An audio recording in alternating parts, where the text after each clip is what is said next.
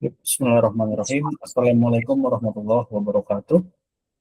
Waalaikumsalam warahmatullahi wabarakatuh. Alhamdulillahirrahmanirrahim. Salatu wassalamu ala asyrafil anbiya'i wal mursalin wa ala alihi wa sahbihi ajmain amma ba'du. Alhamdulillah pada kesempatan penuh berkah ini kita bisa kembali bertemu kita tentang ilmu bernajah dalam kesempatan awal gitu ya. Awalan kitab pembahasan kitab yang terbaru. Kalau kemarin alhamdulillah kita sudah bahas tentang pengantarnya.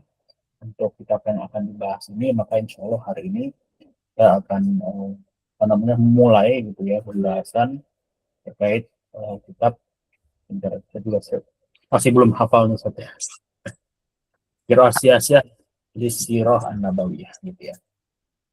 Oleh Syekh Muhammad Rawat Sekolah Haji, yang insya Allah akan kita mulai di kesempatan siang hari ini. Baik, tidak perlu berlama-lama lagi, marilah kita mulai kajian pada siang hari ini dengan sama-sama membaca Al-Basmalah. Bismillahirrahmanirrahim. Pada saat tamat jalannya waktu dan tempat kami persilakan kepada Ustaz. Bismillahirrahmanirrahim. Assalamualaikum warahmatullahi wabarakatuh. Waalaikumsalam warahmatullahi wabarakatuh. Innal hamdalillah nahmaduhu wa nasta'inuhu wa nastaghfiruh wa na'udzu billahi min shururi anfusina wa min sayyiati a'malina. May yahdihillahu fala mudilla lahu wa may yudlil fala hadiya lahu. Asyhadu an la ilaha illallah wa asyhadu anna Muhammadan abduhu wa rasuluhu la nabiyya ba'dah. Allahumma inni a'udzubika an adilla aw udalla wa azilla aw uzalla aw adlima aw uzlama aw ajala yujala alayya. Rabbi shrah li sadri wa yassir li amri wa hlul 'uqdatam min lisani yafqahu qawli. Baik, insyaallah hari ini kita akan melanjutkan kajian kita.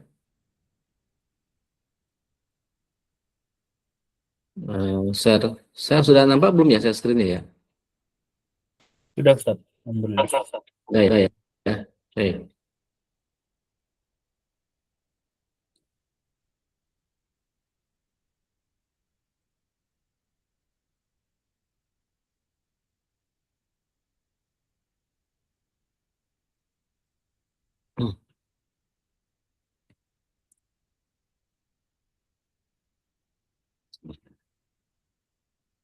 Sebentar, kita mau share screen.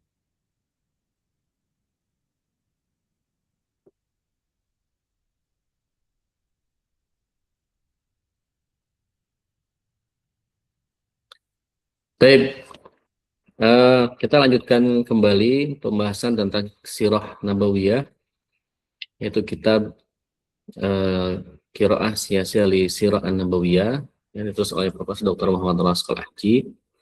Kemarin kita sudah sampai tentang mukadimahnya ya, sudah dibahas di pekan lalu. Kemudian ini juga sudah ya, apa urgensi kita mempelajari sirah, dan kita juga sedikit ya mengenal buku tersebut atau kitab ini, dan kita akan masuk ke pembahasan yang pertama, yaitu dunia yang bagian satu itu dunia sebelum Islam serta dominasi kezaliman dan kesesatan di dalamnya.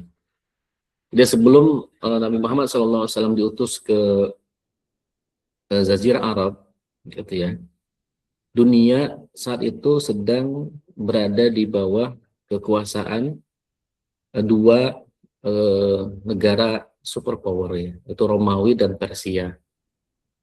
Nah, dengan dua kekuasaan ini, yaitu Romawi dan Persia, kita akan melihat keadaan dunia yang penuh dengan kezaliman, ya, kesesatan, gitu ya. Jadi kezaliman dan kesesatan. Nah, kezaliman apa saja? Yang pertama ada kezaliman politik, kemudian kezaliman sosial, kezaliman ekonomi, kesesatan akidah, dan juga kesesatan pemikiran. Ini 5 hal ya, 5 kezaliman dan juga kesesatan yang dirangkum oleh Profesor Dr. Rawat Sekolah Haji, gitu ya. Misalkan kita lihat kezaliman politik, ya, bahwa kekuasaan terhadap manusia saat itu dimonopoli oleh kelompok tertentu saja, yaitu dua kelompok besar tadi, Romawi dan juga Persia. Jadi mereka itu senantiasa saling memperebutkan kekuasaan, memperebutkan wilayah.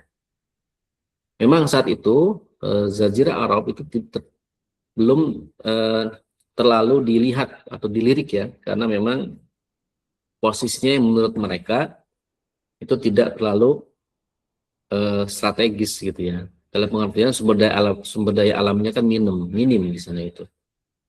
Ya, berbeda dengan daerah Yaman. Ya, Yaman itu kan subur ya, karena dia dekat dengan sumber air gitu ya, daerah subur. Maka Yaman itu pernah dikuasai oleh kekuasaan Persia, juga pernah dikuasai oleh kekuasaan Romawi. Namun setelahnya kemudian di bawah kekuasaan Romawi sampai lama. Ya.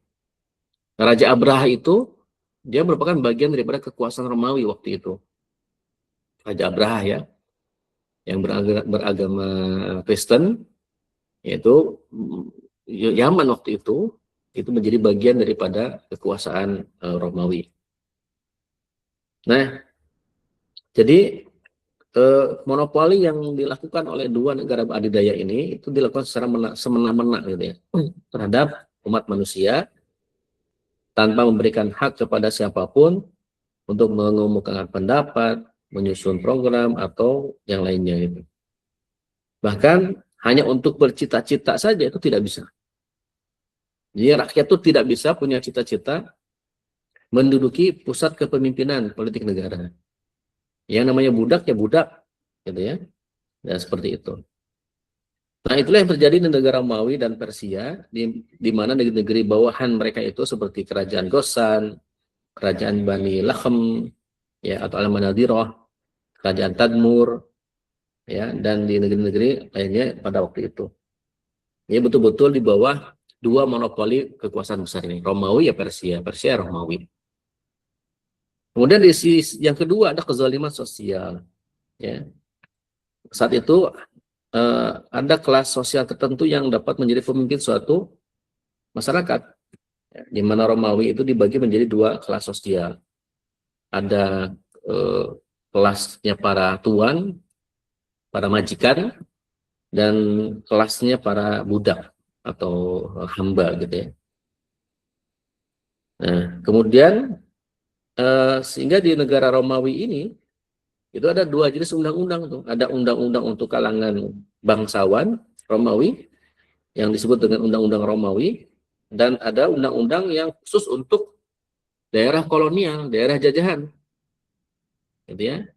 Dan juga diperuntukkan untuk rakyat yang disebut sebagai undang-undang praetorian. Ini undang-undang praetorian. Itu khusus untuk wilayah yang dijajah atau untuk rakyat Romawi. Nah, kedua undang-undang ini betul-betul sangat besar jurang pemisahnya, jurang perbedaannya itu.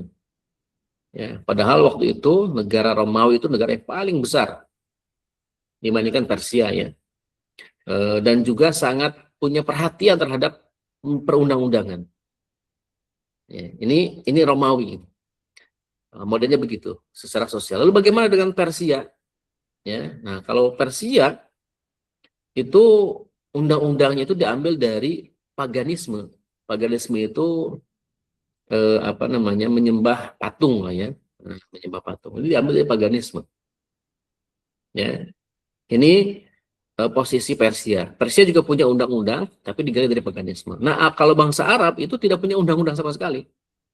Tidak ada undang-undang, tidak ada peraturan. Gitu. Mereka hanya punya seperangkat adat istiadat saja. Ya, yang berbeda antara satu suku dengan suku yang lain gitu. Jadi sebelum datangnya Nabi Muhammad tuh mereka tuh begitu. Jadi mereka tuh sifatnya kekabilahan.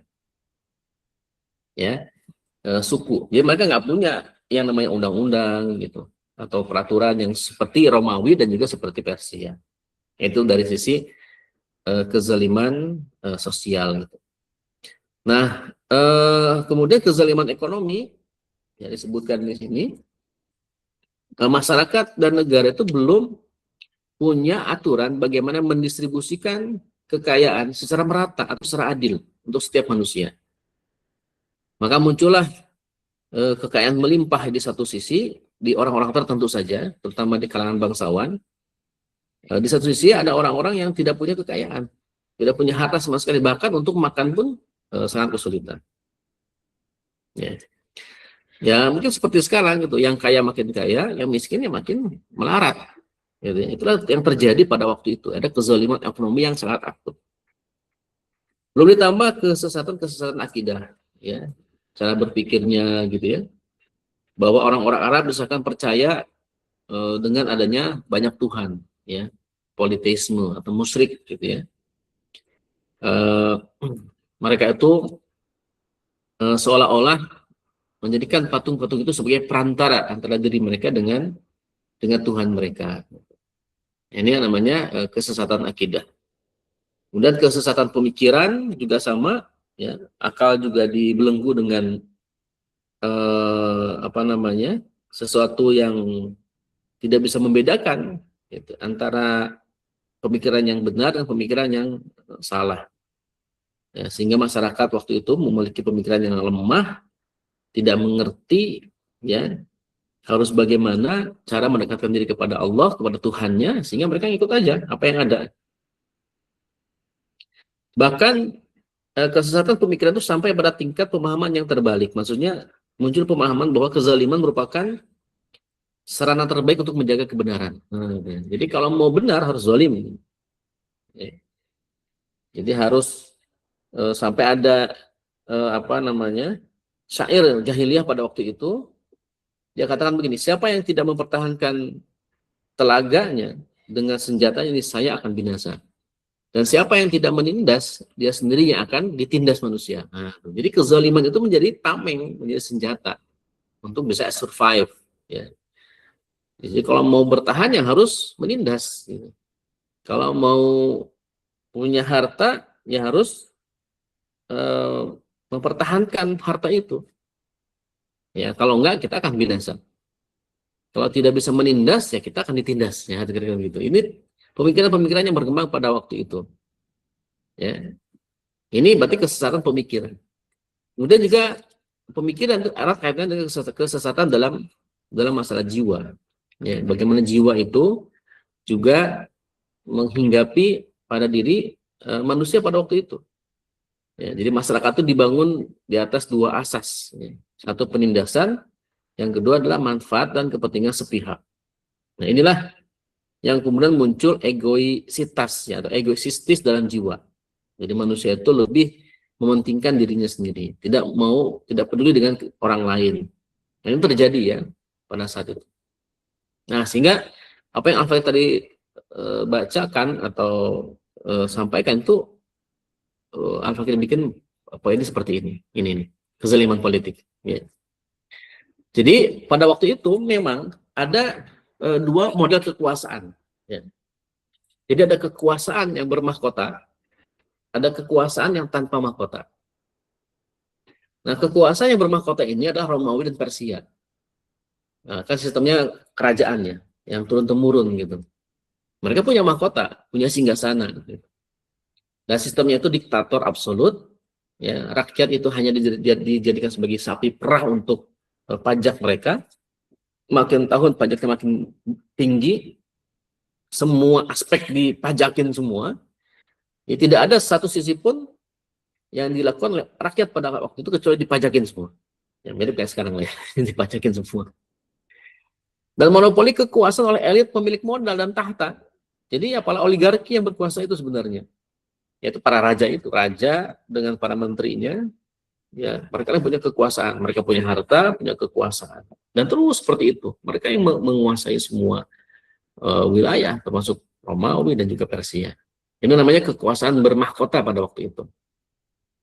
Nah, Jazirah Arab sendiri, dia juga punya kekuasaan, tapi tanpa mahkota. Gitu. Maksudnya tidak ada pemerintahan pusat seperti Romawi dan Persia, ada rajanya dan sebagainya. Ini mereka itu adalah yang berkelompok-kelompok aja, lebih kepada kabilah-kabilah. Ya, di Jazirah Arab sendiri banyak sekali para kelompok-kelompok itu, kabilah-kabilah ini. Nah, setiap kabilah itu mereka punya raja, yang disebut sebagai raja tanpa mahkota atau kepala suku.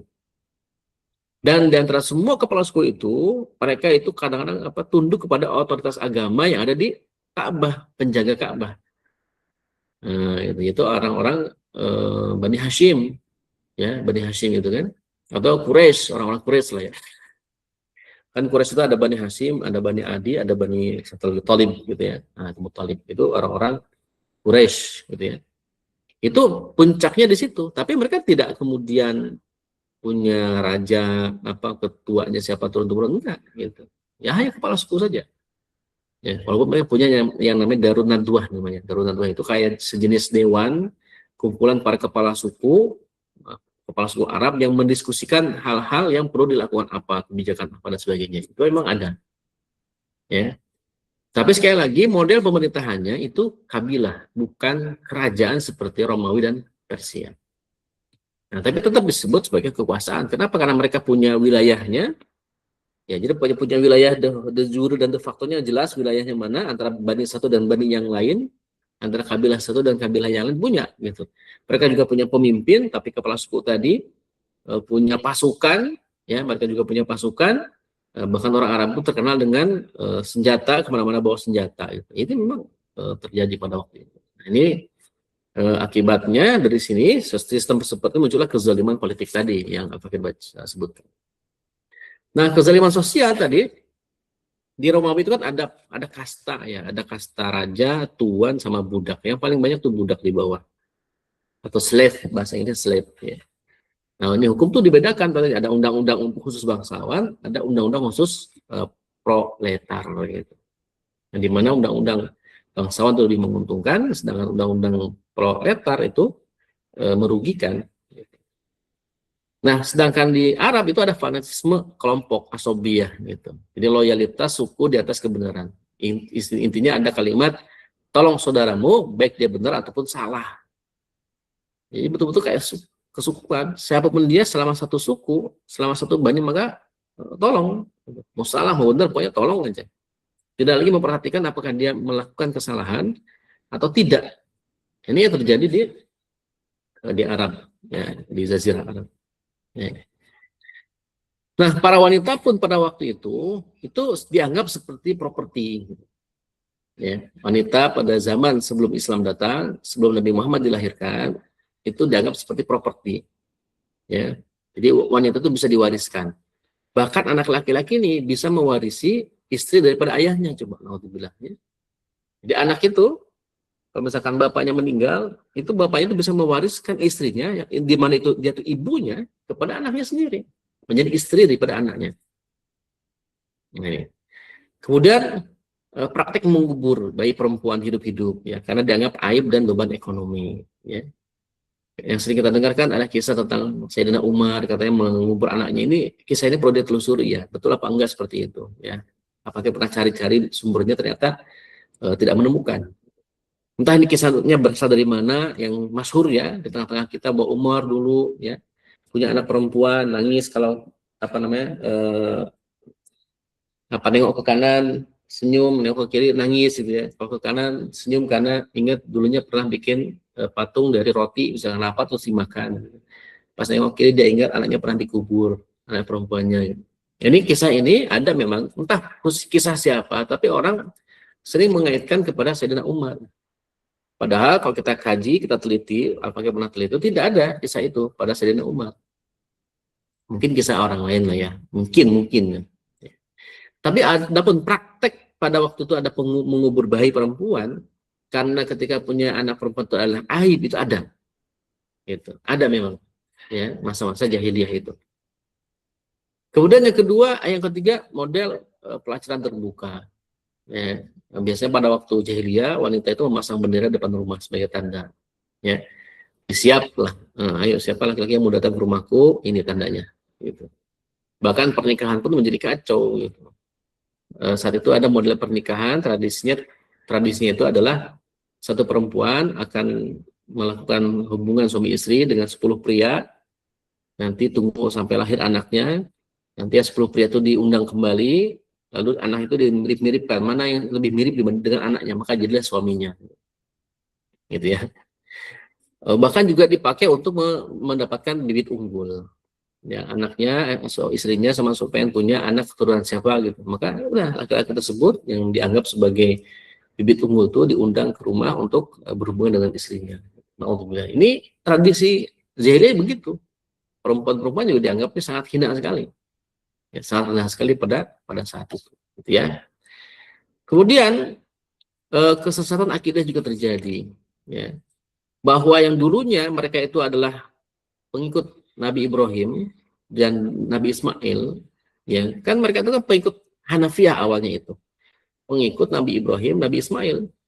Karena Ka'bah ada di situ. Gitu. Ya kan? Ada Ka'bah di situ. Berarti kan ajarannya murni, tauhid, mengesahkan Allah Subhanahu wa taala. Sampai suatu ketika ada seorang laki-laki saleh yang bernama Amr bin Luhai. Amr bin Luhai, dia ini adalah tokoh Bani Khuza'ah, ya, yang kemudian dia itu pernah berjalan melakukan safar ke Syam. Ya, di sana kemudian dia melihat praktek orang menyembah berhala Hubal gitu.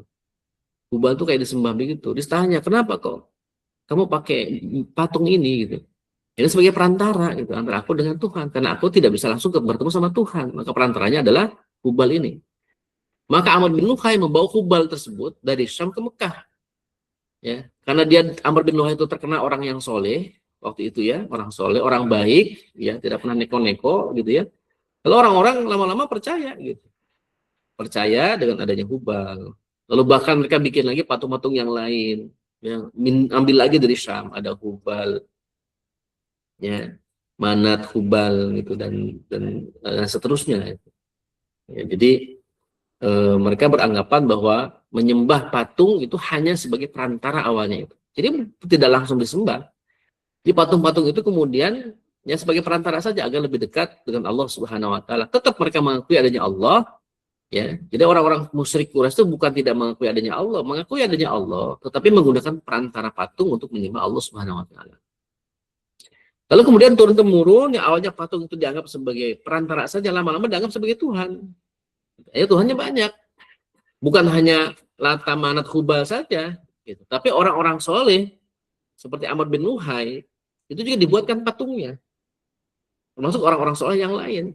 Para ketua suku yang sebelumnya dibikin patungnya. Maka mereka menyembah patung itu gitu, sebagai perantara kepada Hubal, Manat, dan Lata, sampai ke Allah gitu. Jadi jalurnya jadi makin panjang. Ini terjadi kesesatan akidah yang ternyata promotornya adalah Amr bin Luhai tadi. Nah, jadi kalau mau baca lebih lengkap tentang kisah Amr bin Luhai ini bisa baca di Sirah Nabawiyah Syekh Syafir Rahman Al-Mubarakpuri atau Syarih Ibn Hisam. Ini kesesatan akidah yang dimaksud gitu ya. Kemudian matinya akal sehat, tadi yang disebut dengan kesesatan pemikiran. Bahwa pada waktu itu ada istilahnya itu konsep tatoyur. Jadi tatoyur itu nasib ditentukan arah terbang burung. Jadi kalau mereka mau keluar rumah itu bawa burung tuh. Depan gitu burung itu diterbangkan. Kalau burung itu terbangnya ke kanan, oh berarti ini sinyal berniat untung ini, pasti membawa kebaikan. Tapi ketika diterbangkan burung itu ke kiri, oh berarti sial ini, nggak boleh pergi kemana-mana. Itu menjadi sesuatu yang diyakini. Ya. Dan kayaknya zaman sekarang juga ada tuh yang begitu tuh, tatoyur itu kan. Jadi memprediksi, oh lempar apa misalkan. Kalau ini, oh saya ke kanan. Kalau ini berarti baik, jalan. Kalau enggak gitu. Kayak misalkan hari pernikahan, gitu kan. Harus tanggal berapa dihitung-hitung dari lahir, jangan digabungkan dengan lahirnya calon. Berarti hari ini yang terbaik. Kalau selain itu tidak boleh, sial. Misalkan. Itu kan tatoyur modelnya. Jadi waktu itu ada gitu. Sekarang juga kayaknya ada juga gitu. Zaman sekarang juga ada orang-orang yang tatoyur gitu. Kemudian juga ada logika batu, di mana pada waktu itu ya, orang yang ingin lebih dekat dengan Tuhannya, mereka harusnya memahat batu Tuhannya itu sendiri untuk dia sembah. Coba bayangin ya, kan udah gak masuk akal dia yang bikin patung Tuhannya, dia sendiri yang nyembah gitu kan. Dan patung Tuhannya itu akan dia buang kalau menemukan batu yang lebih bagus. Itu dihancurkan, dibuang ganti sama batu yang baru lagi. Coba bayangin coba. Secara akal sehat gimana? Coba pikirkan secara logika itu gimana itu. Ya kan?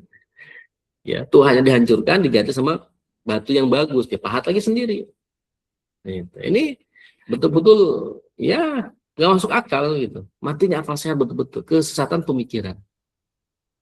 Kemudian mitos ranting juga ada pada waktu itu. Jadi suami itu sebelum pergi itu biasa ngikat ya, simpul ranting saat pergi. Kalau pulang dari ke tempat kerjanya atau usahanya melihat rantingnya itu simpulnya kebuka, oh berarti istrinya itu selingkuh. Kalau tidak terbuka berarti istrinya tidak selingkuh. Nah, jadi pemahamannya juga terjadi gitu. Dan akhirnya mereka mengandalkan dukun, ya seperti elit Quraisy, yaitu menggunakan dukun untuk memanipulasi massa dan menjaga status quo sebagai penjaga Ka'bah. Kenapa? Karena penjaga Ka'bah itu bisnis yang menguntungkan. Ya bayangkan dengan memanipulasi keyakinan harus memberikan pengorbanan berupa harta yang dimiliki, bisa uang, bisa hewan ternak, bisa hasil bumi yang disembahkan kepada tuhan-tuhan mereka, padahal itu diambil oleh para elit Quraisy sebagai sebuah bisnis. Gitu. Jadi menggunakan isu agama untuk meraup keuntungan yang sebesar-besarnya. Itu juga terjadi pada zaman sekarang. Banyak orang yang mengatasnamakan agama untuk mencari uang, ya kan? Nah ini, jadi ini matinya akal sehat pada waktu itu yang disebut sebagai dhalal fikri atau kesesatan pemikiran. Lalu yang kelima tadi ya, yang akan disebutkan ada kezaliman ekonomi, zulmun iqtisadi, ya, di mana pada waktu itu riba itu menjadi fondasi ekonomi. Persis sekarang, ya kan? Ya transaksi ekonomi itu nggak bisa tanpa riba pada waktu itu. Orang-orang itu ketika mau usaha pinjem sama para pedagang itu, orang-orang kaya itu, para pimpinan-pimpinan Quraisy. Lalu akan diminta balik dengan bunga yang tinggi. Ya, dan itu bunganya bisa berubah-ubah. Mungkin awal minjem kecil, tapi ketika sudah mau balikin yang berikutnya naik lagi gitu. Ya, sampai kemudian menjadi budak. Ketika dia tidak mampu membayar hutang atau pinjaman yang dia pinjam, maka dia akan menjadi budak. Dan budaknya kemudian diperjualbelikan. Ini ya, jadi saat itu riba sebagai fondasi. Mungkin sama sekarang itu kan riba sebagai fondasi. Coba bisnis apa yang tidak ada ribanya? Kebanyakan pasti ada ribanya. Ya. Nah, maka pada waktu itu tepatlah kalau kita sebut kapitalisme jahiliyah. Gitu. Jadi karena apa? Karena kekayaan itu hanya berputar di kalangan elit pedagang Mekah saja. Terjadi kesenjangan ekstrim antara kaya dan miskin itu terjadi. Yang miskin makin miskin, yang kaya makin kaya. Yang miskin kemudian jadi budak, ya, yang disuruh-suruh dan sebagainya, ditindas, ya, bahkan diperjualbelikan. Itu terjadi pada masa itu yang disebut sebagai kezaliman ekonomi, zulmun iqtisadi. Dan agama pada waktu itu hanya sebagai komoditas. Gitu. Pemuka Quraisy itu mempertahankan berhala di Ka'bah demi pariwisata religi namanya. Jadi pariwisata religi. Jadi apakah dia mikir-mikir apa sekarang juga sama ya, itu orang-orang berangkat haji, umroh itu tiap hari itu umroh nggak pernah berhenti itu. Haji berhenti selesai, belum pada pulang udah datang lagi yang umroh gitu kan. Coba betapa keuntungannya besar sekali itu haji umroh itu.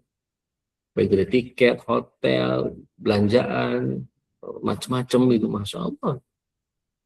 Makanya kan pemerintahan Saudi memperbagus semua, gitu. Mempermudah. Misalkan ada tawaf pakai mobil golf, ya kan, pakai skuter, ya kan, makin enak gitu. Bahkan kalau pakai sekarang kalau mau masuk ke Gua Hiro ada gantole, ya kan, jadi nggak perlu nanjak gunung atau bukit ya yang terjal sama batu-batuan, cukup naik gantole langsung nyampe itu, dan semuanya berbayar, ya seperti wisata religi. Nah, ketakutan utama para pimpinan Quraisy, pemuka Quraisy itu adalah adanya Islam. Kenapa? Karena kalau Islam itu diterapkan di situ akan hilang omset perdagangan dari peziarahan tersebut. Nah, kan jadi dulu juga masalahnya adalah masalah ekonomi gitu. Kalau agama Islam itu masuk, bahaya ini, bisa mengganggu eksistensi bisnis kita, bahasanya gitu. Akan mengurangi pendapatan kita. Kenapa? Konsepnya berbeda sama kita. Nah, ini terjadi pada waktu. Mungkin sekarang juga sama. Kenapa orang-orang Muslim yang menjabat, punya kekuasaan tinggi, punya bisnis besar, tidak mau menerapkan Islam? Karena mereka khawatir ketika Islam diterapkan, kekayaannya akan hilang semua. karena mereka merasa bersalah gitu kan. Jadi gitu ya. Padahal Islam itu kan ketika ditegakkan tidak berlaku hukum syurut, dia berlaku hukum ke depan, kecuali berkaitan masalah harta ya. Nah, secara psikologi masyarakat pun itu ego dan emosi itu menjadi yang lebih dominan gitu ya. Bahkan disebut sebagai masyarakat dengan sumbu pendek. Jadi gengsi itu di atas nyawa. Sampai ada perang Basus namanya. Ya, perang Basus itu karena itu apa namanya perang terjadi antara dua suku besar selama 40 tahun coba. Perang itu 40 tahun. Gara-gara apa? Gara-gara mereka sengketa kecurangan dalam lomba unta gitu. Nah, mereka berlomba unta nih. Menang satu suku ini. Dianggap itu curang. Sampai nggak ketemu solusinya, saya berperang. Sampai 40 tahun berperang. Gara-gara masalah sepele. Gitu. Yang menunjukkan apa? Rapuhnya tatanan sosial tanpa hukum yang adil. Ya. Jadi kemudian para tentaranya, militernya habis karena untuk konflik internal yang remeh-temeh ini. Bani Aus dan Hajar itu terus berperang terus kan. Nggak pernah itu mereka berdamai. Menjadi damai ketika datang Islam, datang Rasulullah SAW. Sebelumnya perang terus. Aus sama Hajar itu perang terus. Walaupun konon katanya peperangan mereka itu terjadi karena hasutan dari orang Yahudi yang ada di Madinah, yang ada di Yasrib. Karena orang-orang Yahudi banyak di Yasrib. Dan maka masyarakat waktu itu betul-betul berharap, ya sangat berharap, ya agar ada juru selamat, termasuk orang Yahudi. Orang Yahudi juga berdoa, ya Allah turunkanlah Nabi akhir zaman, karena mereka paham betul akan ada Nabi akhir zaman yang tertulis di Taurat, tahu betul. Dan mereka lah yang kemudian mengancam orang-orang Yasrib, orang Aus dan Hujrat, hei, awas ya, hati-hati kalian ya, kalau kalian zalim kepada kami, nanti suatu saat akan muncul seorang Nabi, dan kalian semua akan kita habisi semua. Nah, itu orang-orang Yahudi begitu. Ya, karena mereka yakin akan ada Nabi akhir zaman. Gitu. Nah, akhirnya ternyata Nabi akhir zaman itu, yang biasanya muncul dari keturunan Nabi Ishak, tiba-tiba muncul dari keturunan Nabi Ismail, bangsa Arab. Bukan dari Bani Israel. Karena itulah kemudian orang Yahudi menolak. Gitu. Itulah alasan utamanya kenapa kok orang Yahudi yang harusnya mereka meyakini Nabi Muhammad karena tertera ada di kitab Taurat, tapi paling kenceng menolak Nabi Muhammad. Alasannya adalah karena Nabi Muhammad terlahir bukan dari garis keturunan Nabi Ishak atau Bani Israel, tapi keturunan Ismail, itu bangsa Arab. Yahudi menolaknya, nggak mau. Pengen nabinya itu berasal dari keturunan Bani Israel. Nah, jadi karena rasisme dan arogansi garis keturunan inilah mereka kemudian tidak mau menerima Islam, padahal mereka mengenal Nabi Muhammad seperti mengenal anak mereka sendiri. Karena sudah sangat jelas tanda-tandanya semua ada. Jadi semua ada pada Nabi Muhammad sebagaimana tertulis dalam kitab Taurat itu, tapi mereka tidak mau mengakuinya, gitu aja. Gitu. Ya. Jadi kesimpulannya mengapa perlu revolusi politik pada waktu itu?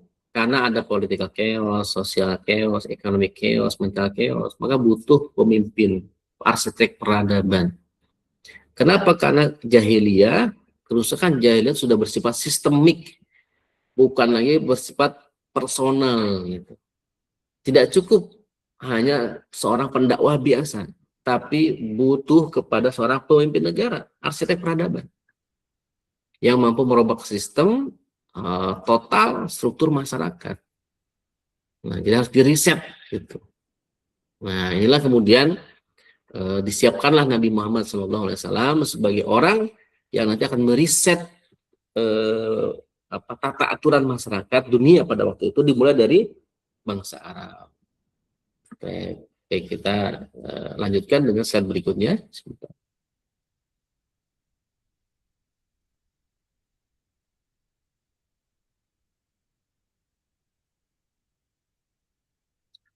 Nah, maka muncullah Nabi Muhammad SAW. Ya, lalu bagaimanakah penyiapan Allah terhadap Nabi Muhammad SAW? Jadi dengan kezaliman yang seperti tadi itu, maka akan turunlah seorang Nabi. Ya. Bagaimanakah? Ini dia.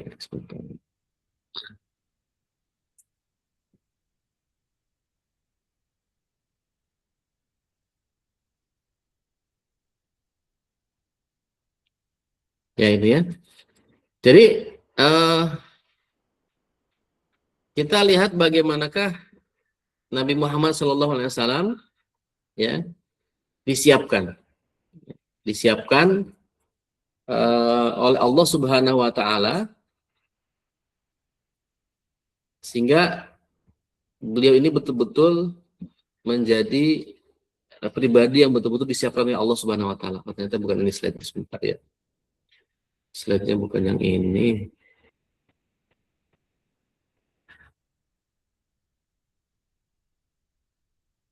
Nah, penyiapan Nabi sejak kecil.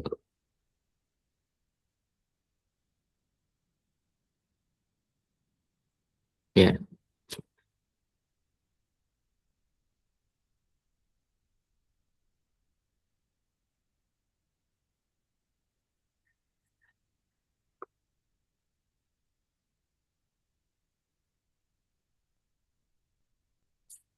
baik. Ini grand design ya, persiapan Allah terhadap sang pemimpin akhir zaman. Nah, jadi ini periode sebelum kenabian. Nah, pertama bahwa Nabi Muhammad SAW itu memiliki nasab yang terhormat. Jadi kemuliaan nasab yang tak terbantahkan. Bahwa Allah melahirkan Nabi akan merubah peradaban dunia ini itu berasal dari nasab yang mulia, nasab yang lahir dari pertemuan dua garis bangsawan paling terhormat di Arab. Gitu. Yaitu dari mana? Yang pertama dari Abdullah bin Abdul Muthalib bin Hashim. Ya di sini ya, Abdullah bin Abdul Muthalib bin Hashim dengan ibunya yaitu bernama istrinya ya Aminah binti Wahab bin Abdul Manaf. Ini kedua ini adalah ketemu di Kilab bin Murrah atau Fihr. Ya, ketemunya di situ. Artinya bahwa baik ayahnya ataupun ibunya sama-sama dari keturunan bangsawan yang sangat terhormat. Ya. Bahkan kalau kita sebutkan secara rinci bahwa Nabi Muhammad itu adalah putranya Abdullah dengan Aminah, di mana Abdullah bin Abdul Muthalib, Abdul Muthalib bin Hashim, Hashim bin Abdul Manaf bin Qusay, Qusay bin Kilab. Sedangkan Aminah, ibunya itu Aminah bin Wahab, Wahab bin Abdul Manaf, Wahab bin Zuhrah, ya Zuhrah bin Kilab. Jadi ketemunya di Kilab. Kilab bin Murrah, Murrah bin Ka'ab, Ka'ab bin Lu'ay, ya Lu'ay bin Ghalib, Ghalib bin Fihr. Nah, Fihr itulah yang disebut sebagai Quraisy. Nah, yang disebut dengan bangsa Quraisy itu adalah Fihr. Ya, Fihr itu disebut Quraisy. Maka anak-anak cucu di bawahnya itu disebut bangsa Quraisy. Bangsa Quraisy itu ada banyak tuh Bani Muthalib, ya, Bani Husain, Hashim, Bani Naufal, Bani Abdus Syam, itu 4 tuh. 4 ini yang kemudian disebut sebagai bangsa Quraisy, ya. Muthalib, Hashim, Naufal sama Abdus Syam, ya. Dan bin Malik bin Nahar, bin Kinanah, bin Khuzaimah, bin Mudrikah, bin Ilyas, bin Mudar, bin Nizar, bin Ma'ad, bin Adnan. Nah, ini silsilah yang diakui oleh para ulama, sepakatnya sampai situ, Adnan saja. Jadi Adnan ke atas itu ikhtilaf. Adnan sampai tembus ke Nabi Ismail, sampai tembus ke Nabi Adam. Nah, itu memang ada ikhtilaf. Ya. Tetapi sampai Adnan itu adalah silsilah yang diakui oleh seluruh ulama atau para ahli sejarah. Nah, artinya bahwa Allah Subhanahu Wa Taala menyiapkan seorang nabi itu terlahir dari 2 garis keturunan yang hebat, yang mulia. Ini merupakan legitimasi seorang pemimpin di tengah masyarakat Arab itu dimulai dari asal usul yang jelas dan terhormat. Jadi Nabi Muhammad dikenal sebagai orang yang terhormat, punya asal usul yang jelas, ya, kemudian garis bangsawannya luar biasa, ya. Nah, ini diakui oleh seluruh bangsa Arab, Nabi Muhammad ini. Dan ini menjadi modal sosial yang mutlak, gitu. Tidak ada celah bagi musuh politik untuk mencela asal usul beliau di kemudian hari. Jadi Allah siapkan tuh agar Nabi Muhammad itu tidak dicela secara asal usulnya. Sudah jelas soalnya beliau merupakan keturunan bangsa terhormat, baik dari ayahnya ataupun daripada ibunya. Ini yang pertama ya. Jadi istilahnya define strategy. Insya Allah. Kemudian ada drama ya, 100 unta ya, yang menjadikan benih ini sangat berharga. Maksudnya apa? Suatu saat itu kan beliau ini ya, putranya, ayahnya itu Abdullah ini, itu kan dianggap Nabi Muhammad itu disebut sebagai keturunan dari 2 orang yang disembelih. Jadi Nabi Muhammad itu dianggap sebagai keturunan dari 2 orang yang disembelih. Yang pertama adalah beliau keturunan Nabi Ismail. Ya, di mana Nabi Ismail ini dulu itu kan sempat disembelih yang kemudian berubah menjadi kibas oleh Nabi Ibrahim. Itu ya. Yang kedua, beliau itu adalah putra dari Abdullah yang sempat mau disembelih juga. Ya, jadi waktu itu ya, Abdul Muthalib, ya, ayahnya Abdullah atau kakeknya Nabi Muhammad SAW itu pernah bernazar. Ya, pernah bernazar bahwa beliau akan menyembelih ya, menyembelih anaknya yaitu Abdullah. Ya. Beliau itu akan menyembelih anaknya Abdullah. Kenapa beliau bernazar seperti itu?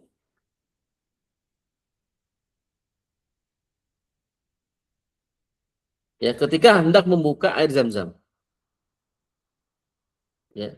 Lalu orang-orang Quraisy menolaknya, tidak boleh Abdul Muthalib membuka air Zam-Zam. Kemudian Abdul Muthalib bernazar, kalau dia dikaruniai 10 orang anak dan semuanya hidup, maka dia akan menyembelih salah satu dari mereka untuk Allah di sisi Ka'bah.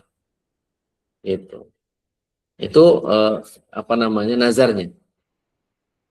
Maka ketika dia Abdul Muthalib itu betul-betul dikaruniai 10 orang anak, maka beliau menunaikan nazarnya.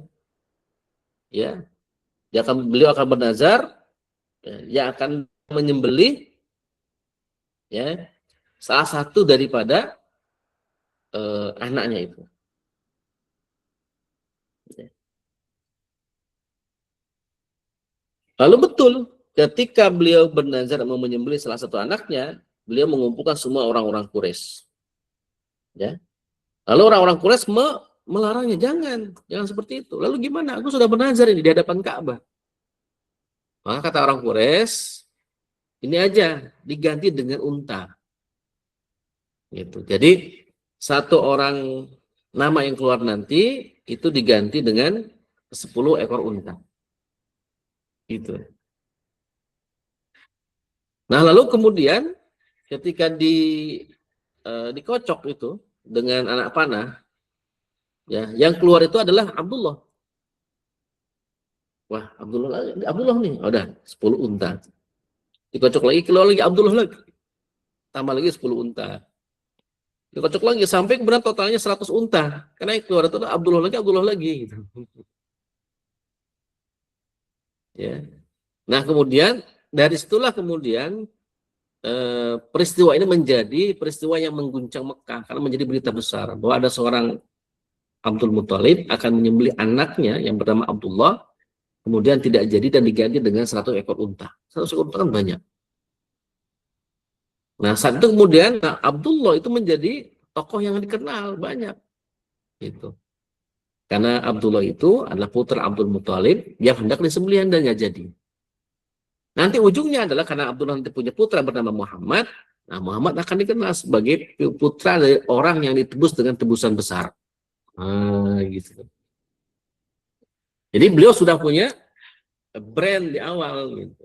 Ini tahapan kedua ya, Allah menyiapkan seperti itu. Tahapan yang kedua bahwa Muhammad ini merupakan anak dari Pak yang ditebus dengan tebusan yang besar sekali sebanyak 100 ekor unta. Ini meningkatkan nilai pasar, nilai jual sang calon bayi sebelum dia lahir itu. Ini belum, Nabi Muhammad belum lahir. Abdullah juga belum menikah. Tapi nanti meningkatkan nilai daripada Nabi Muhammad itu sendiri jadinya. Dan disitulah hikmahnya, kenapa kemudian Abdullah, ayahnya Nabi Muhammad itu meninggal lebih dulu. Gitu kan. Nah, sehingga Nabi Muhammad itu terlahirlah. Coba bayangkan kalau ayahnya masih ada, tentu bukan Nabi Muhammad yang akan menjadi populer. Siapa yang populer? Ayahnya sendiri. yaitu Abdullah. Karena Abdullah lah yang saat itu dikenal sebagai orang yang ditebus dengan 100 ekor unta gitu. Nah ini Masya Allah ya, dibalik, ya, Masya Allah ya, baca sirah itu kadang-kadang luar biasa. Allah tuh menyiapkan itu Nabi itu dengan cara yang tidak langsung ujuk-ujuk lahir begitu, nggak disiapkan. Ada peraknya gitu, dikondisikan ya kan, secara politik, secara nasab, dengan peristiwa-peristiwa besar gitu ya. Nah jadi untuk mengangkat Nabi Muhammad ini nanti kelak itu, ya, tadi makanya ayahnya meninggal duluan gitu. Coba kalau ayahnya masih ada, tentu yang menang ya ayahnya, yang punya lebih populer lah gitu, lebih terkenal gitu, punya nilai jual bahasa tanda kutipnya gitu. Tapi ketika ayah yang sudah meninggal, maka siapa yang menjadi nilai jualnya? Itu anaknya, itu Nabi Muhammad Shallallahu Alaihi Wasallam. Nah, ini meningkatkan nilai jual istilahnya gitu ya. Masya Allah ya, disiapkan. Nah kemudian waktu itu juga disiapkan personal branding sejak dalam kandungan. Ya, apa peristiwa yang kemudian dianggap sebagai personal branding Nabi Muhammad itu ketika Aminah tidak merasa berat atau sakit ketika hamil itu. Dan yang mendapatkan cahaya yang menerangi hingga ke istana Syam saat melahirkan. Itu memang ada hadisnya.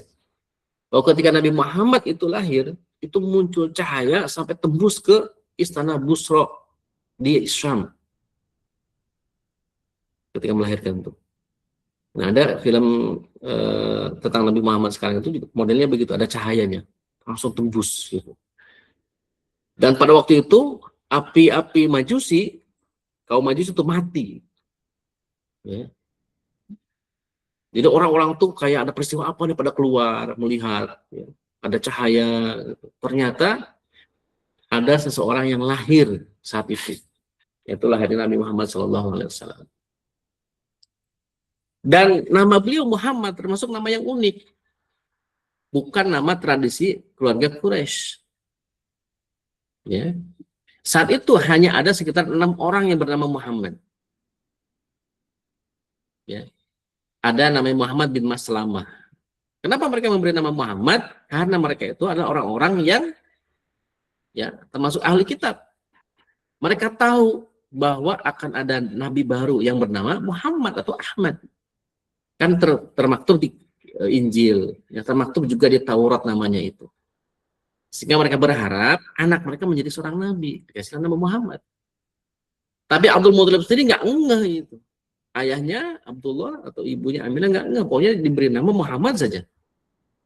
Itu ada ilham yang datang kepada ibunya, Ibu Siti Aminah, dan meminta beliau untuk memberi nama Muhammad. Nah, ketika Muhammad ini menjadi nama yang unik, ya nama yang asing yang jarang dipakai, itu menjadi penarik perhatian yang kuat dan akan membedakan beliau dari seribuan anak Arab lainnya sejak hari pertama itu. Muhammad, nama yang asing, nama yang aneh, unik, tidak biasanya. Misalkan Abdul Uzza, Abdul Khubal gitu-gitu deh namanya gitu. Tapi ini beda, Muhammad. Nah, itu. Jadi bangsa Quraisy sendiri tidak ngeh dengan nama Muhammad, ya, karena nama Muhammad itu populer di kalangan Ahlul Kitab. Dan mereka bukan Ahlul Kitab. Gitu ya. Insyaallah ya. Kemudian beliau juga menjadi viral, ya. Ketika sedang masa kecilnya, beliau menjadi viral di Bani Sa'ad. Kan waktu itu ketika beliau dilahirkan, Ibu Aminah itu kan ini tradisi ya, tradisi di bangsa Arab itu mencari ibu susuan. Ya, waktu itu mencari ibu susuan, ternyata semua yang biasa nyusu itu sudah penuh semua. Maksudnya mereka sudah punya bayi-bayi orang-orang Arab itu. Ya. Sedangkan Nabi Muhammad belum dapat. Sampai saat muncullah seorang perempuan yang sedang mencari-cari susuannya. Itu disebut sebagai Halimah As-Sa'diyah. Ya. Nggak nemu sampai kemudian dituntun oleh untanya masuk ke depan rumahnya Aminah. Dan di situ bertemu dengan Aminah, dan betul Aminah itu membutuhkan seorang ibu susuan, dan kebetulan Halimah yang datang. Maka diberikanlah itu kepada Halimah dan disusui. Awalnya Aminah ini ragu gitu. Karena membawa bayi yatim, takut tidak dapat upah yang layak. Anak yatim kan, ayahnya sudah tidak ada. Tapi kemudian diyakinkan oleh Aminah, disampaikan bahwa beliau ini keturunan orang-orang para bangsa Quraisy, akhirnya baru dibawa oleh Aminah ke perkampungan Bani Sa'ad. Ya. Nah, ada beberapa kejadian, ya, keajaiban yang dialami oleh Halimah Asy'ariyah. Yang pertama adalah ASI-nya yang awalnya itu kering, padahal beliau punya putra yang disusui di rumahnya, itu tiba-tiba langsung deras ketika menyusui Nabi Muhammad.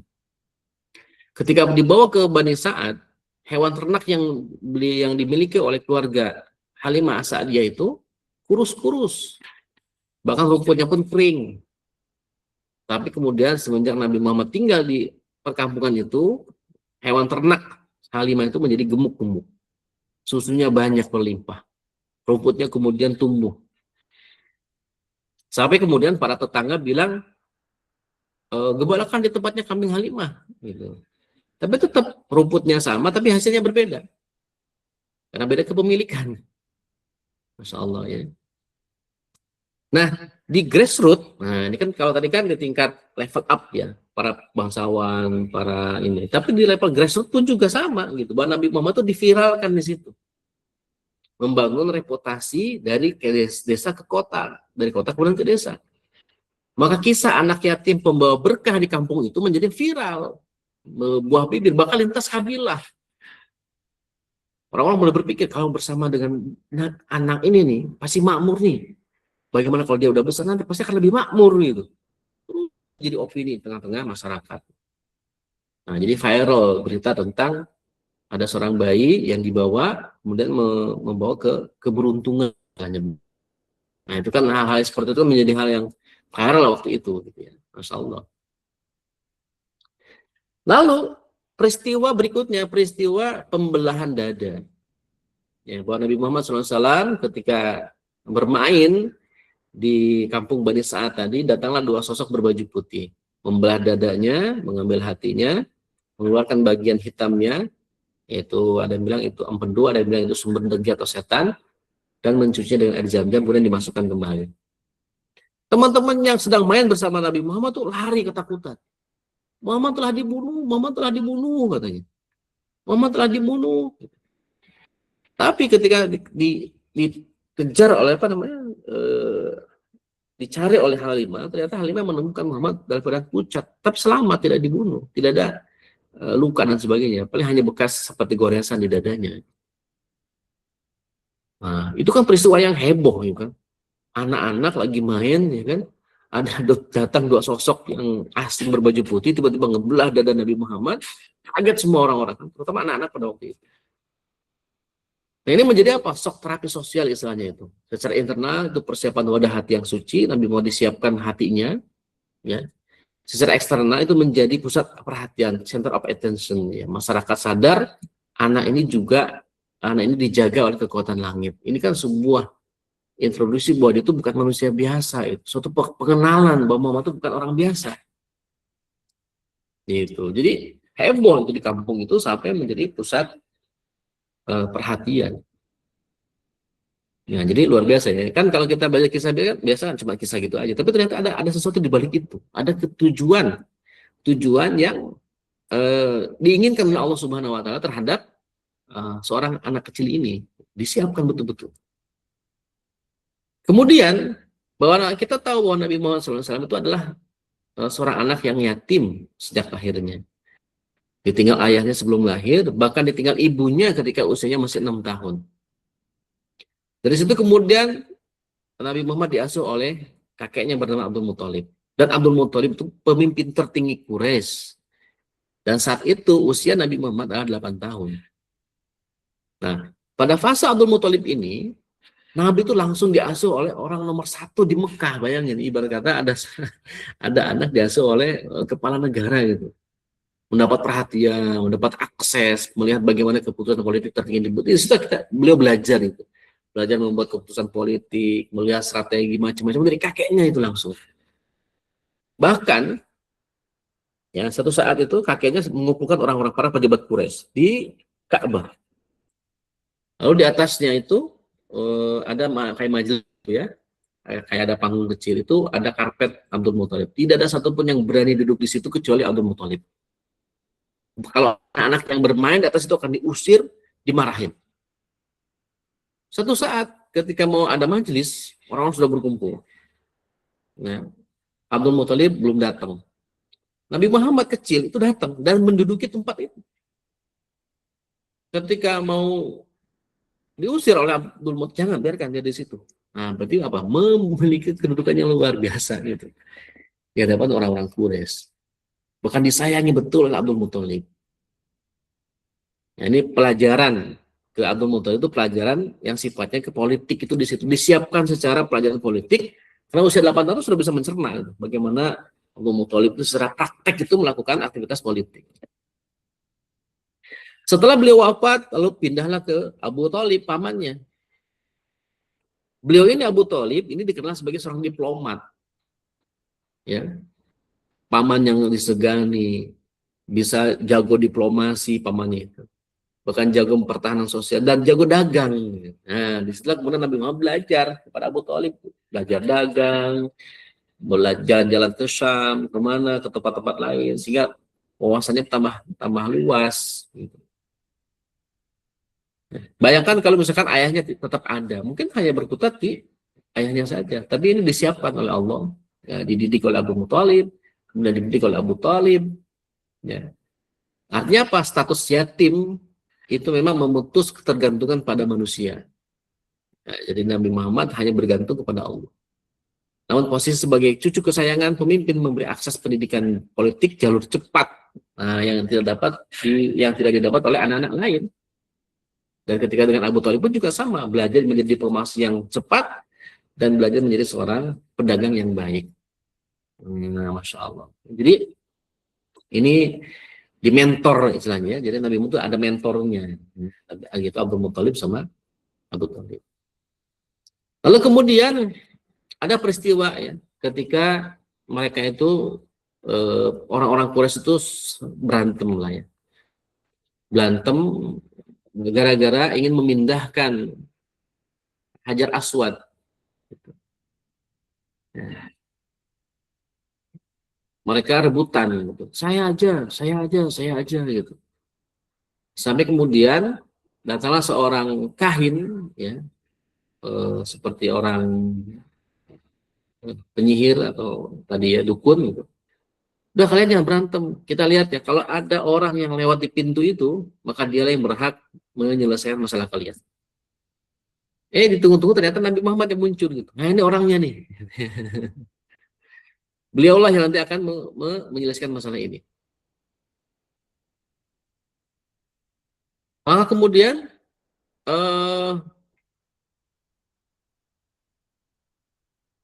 Hajar Aswad itu di ya ditempatkan di tengah, Hajar Aswad disimpan di tengah, nanti ujung-ujungnya dipegang tuh sama masing-masing pimpinan kabilah itu. Pegang masing-masing kemudian angkat.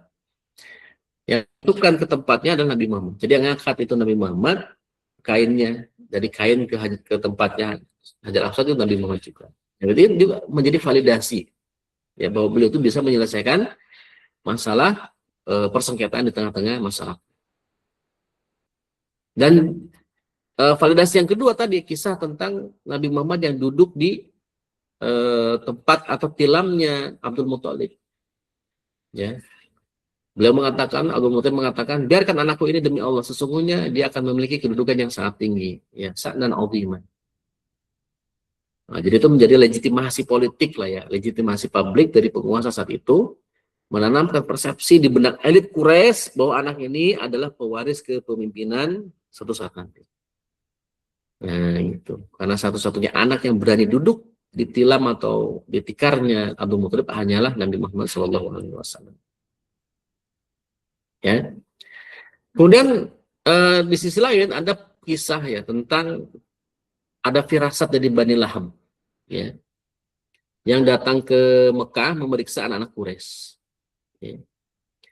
Nah, ketika melihat Nabi Muhammad, ahli firasat itu kaget. Celaka kalian, katanya. kembalikan anak itu kepadaku, demi Allah dia akan memiliki kedudukan yang agung, katanya. Maka apa yang dilakukan Abu Thalib? Langsung menyembunyikan keponakannya karena khawatir akan bahaya ain. Gitu. Jadi ada orang yang memprediksi bahwa anak ini akan menjadi pemimpin besar. Ini kan pengakuan pakar firasat waktu itu, yang itu memang dipercaya oleh orang-orang. Artinya apa? Berarti ada seperti pengakuan pakar gitu ya di tengah-tengah masyarakat bahwa orang ini akan menjadi pemimpin. Makin menguatkan posisi Nabi Muhammad. Gitu. Ya, jadi saat itu orang yang punya firasat seperti itu sangat diakui oleh bangsa Quraisy. Nah, kemudian adanya stempel kenabian. Ini konfirmasi teologis internasional, maksudnya begini. Jadi suatu saat kan Rasulullah itu diajak berdagang ya oleh Abu Thalib. Ya. Lalu di tengah perjalanan ada seorang pendeta yang bernama Buhairo itu melihat dari jauh ada awan yang menaungi seseorang. Ya. Kemudian melihat ada pohon yang bersujud pada seseorang. Dilihat dari jauh, siapa itu? Oh, ternyata anak yang naik di unta itu. Maka kemudian karena peristiwa itulah Abu Hurairah mengundang kafilah ini, kafilah dagang yang datang ke Syam ini. Kafilah itu untuk makan di tempatnya. Sebenarnya bukan itu tujuan Abu Hurairah, tapi ingin menyelidiki anak yang dianaungi dengan awan dan pohon pun tunduk kepada orang ini. Siapa ini gitu. Nah kan dia dia ngerti. Lalu diwawancari Abu Thalib, ya, diwawancari oleh Buhairo itu. Ya, ditanya siapa anak ini? Kata Abu Thalib, dia anakku. Kata Buhairo, bukan, dia bukan anakmu. Aku tahu dia bukan anakmu. Abu Thalib lucu, ya memang dia bukan anakku, dia ada ponakanku. Nah, istri wawancari.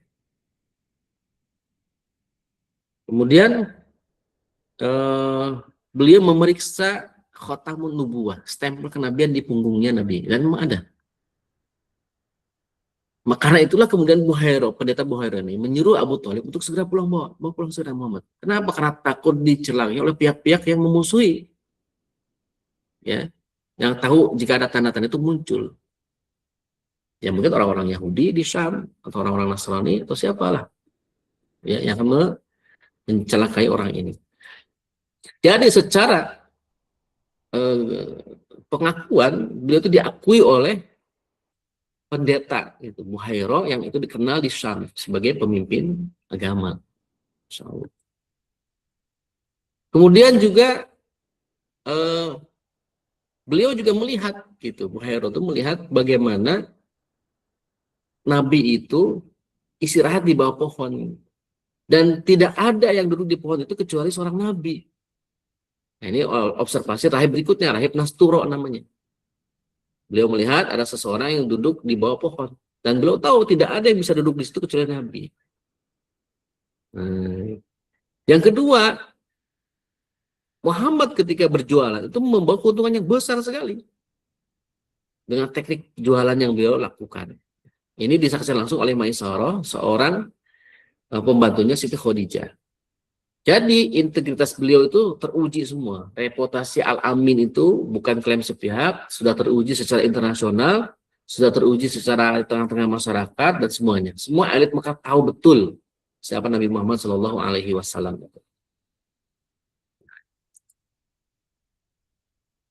Jadi laporan Maisarah tentang kejujuran dan tanda alam itu kemudian dinikahi oleh seorang Khadijah binti Khuwailid, saudagar bangsa kaya. Kemudian ada juga pengakuan Waraqah bin Naufal, ahli kitab intelektual, itu kemudian mengkonfirmasi bahwa dia adalah nabi umat ini, namus yang datang pada Nabi pada saat Musa. Dan waktu itu kan beliau nikah sama Siti Khadijah, dinikahi oleh Siti Khadijah. Nah, Siti Khadijah tertarik dengan Nabi Muhammad karena kejujurannya dan kepiawaiannya dan juga integritasnya. Masya Allah. Nah, disitulah kemudian pernikahan dengan Siti Khadijah memberikan stabilitas ekonomi dan perlindungan sosial yang vital bagi seorang calon pemimpin besar. Secara ekonomi terjamin, gitu. Ini Hajar Aswad yang tadi diceritakan. bagaimana solusi dari Nabi Muhammad ya, kepada para pemimpin. Yes. Nah, akhirnya kesimpulannya adalah bahwa Nabi Muhammad itu berasal dari keluarga yang punya nasab yang mulia dan dikenal sebagai keturunan dari dua orang yang ditebus. Yang satu keturunan Nabi Ismail yang ditebus oleh ayahnya Ibrahim, yang kedua adalah putranya Abdullah yang ditebus oleh kakeknya Abdul Muthalib. Ini viral. Ya, kemudian di pedalaman, di akar grassroots ya, itu juga keajaiban di pedesaan. Terjadi peristiwa pembelahan dada. Kemudian masuk ke elit Mekah, yatim asuhan kakeknya, ya, sampai kemudian bisa menduduki tilamnya atau tikarnya Abdul Muthalib, pemimpin Quraisy pada waktu itu, ya. Kemudian juga solusi Hajar Aswad, ya, lalu pengakuan pendeta Bukhaira, pengakuan pendeta Nasturo. Jadi Allah ternyata sudah menjamin bahwa Nabi Muhammad itu akan tersebar dan menjadi sorotan di setiap lapisan sosial. Masya Allah, fase bayi menarik perhatian lewat keajaiban fisik, fase anak shock terapi sosial tadi, fase dewasa itu integrasi profesional solusi konflik. Jadi ketika beliau memproklamirkan sebagai seorang nabi, sebenarnya dunia itu harusnya sudah siap menerimanya. Gitu. Nah, jadi itu yang ada di balik dari peristiwa satu persatu yang sering kita baca di sirah Nabi. Ya. Jadi hikmahnya adalah satu, ada proses penempaan, bahwa pemimpin besar itu tidak muncul secara instan, ada proses karakter building, ada pengondisian publik yang panjang, kemudian juga Allah menjaga Nabi dari dosa dan menyiapkan infrastruktur sosial agar dakwahnya kelak memiliki landasan kuat, gitu ya. Jadi Nabi betul-betul dijaga. Gitu. Bahkan ketika beliau masih muda, itu pernah diajak sama teman-temannya lihat kayak pertunjukan gitu di Mekah. Gitu. Nah beliau mau berangkat itu, tapi di tengah jalan beliau tiba-tiba ngantuk tidur. Gitu. Sehingga jadi lihat pertunjukan itu. Besok malamnya ada lagi mau berangkat, tengah jalan tertidur lagi. Allah tidurkan beliau gitu kan, Rasulullah SAW. Sehingga tidak sempat dan tidak pernah melihat pertunjukan yang aneh-aneh itu. Dan pola kemenangannya itu, ya itu adalah bagaimana cara Allah memenangkan hambanya, itu Rasulullah Shallallahu Alaihi Wasallam. Ya, Masya Allah, ini kesimpulan dari kajian kita ya, berkaitan dengan dua topik ya, tentang latar belakang kondisi sebelum datangnya Nabi Muhammad, kemudian bagaimana Allah menyiapkan pribadi Rasulullah SAW sehingga siap menjadi pemimpin peradaban. Ini luar biasa ya. Baik, berikutnya nanti kita akan kaji topik berikutnya atau di bab berikutnya, insya Allah. Baik, terima kasih Ustaz atas penjelasan. Allah, saya tahunya tuh saya belajar sejarah itu ketika Nabi Muhammad sudah lahir gitu Ustaz. Kan biasanya kan sejarah itu mulai dari situ kan gitu. Soalnya kondisi apa namanya, kondisi penempaan sebelum Nabi Muhammad lahir itu ternyata kompleks gitu Ustaz, banyak. Jadi kesimpulannya ini memang sudah sempurna dari segala lini gitu, sehingga ketika beliau lahir dan nantinya menjadi nabi, ya harusnya nggak ada keraguan gitu untuk menyaksikan untuk mengikuti beliau gitu ya, untuk bersyahadat pada beliau seperti itu. Apalagi tadi yang soal, kalau saya dulu tuh selalu terkesan sama caranya beliau itu memberikan solusi buat Hajar Aswad gitu saja. Mendamaikan banyak orang itu kan susah, dan beliau selalu mengkomunikasikan dulu, dan ternyata ya pemimpin kabilah ya akhirnya cocok gitu sama solusi-solusinya dari beliau gitu. Sama yang Al-Amin itu udah jelas banget ya, itu gelar yang nggak mudah didapetin, dan reputasinya itu dari reputasi dari sesama profesi gitu. Ibarat sekarang udah certified lah gitu ya, udah certified akan profesi tertentu dan itu diakui seperti itu. Jadi ya Masya Allah gitu ya.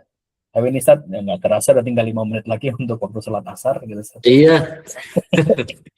Ya, saya juga tadi banyak merenung gitu ya, hebat banget gitu ya. Jadi insya Allah untuk ada pertanyaan silakan untuk langsung ditanyakan di grup ya, rekan-rekan semua. Saya kan juga teman-teman juga mungkin pasti ini ada sesuatu yang baru yang bisa diambil untuk pengetahuan dan percakapannya teman-teman juga gitu ya. Dan ini baru awal Ustaz ya, baru awal dari rangkaian kitab yang akan insya Allah dibahas di kajian setiap Jumat. Wallahu a'lam bishawab. Terima kasih. Marilah kita tutup kajian pada sore hari ini. Alhamdulillahirabbil alamin. Alhamdulillahirabbil Wa alamin. kafaratul majlis. Subhanakallahumma wa bihamdika asyhadu an la ilaha illa anta. Subhanakallahumma wa bihamdika asyhadu an la ilaha illa anta astaghfiruka wa atubu ilaik. Terima kasih. Wassalamualaikum warahmatullahi wabarakatuh. Waalaikumsalam warahmatullahi wabarakatuh. Wassalamualaikum. Jazakallah khairan Ustaz. Waalaikumsalam, Afif.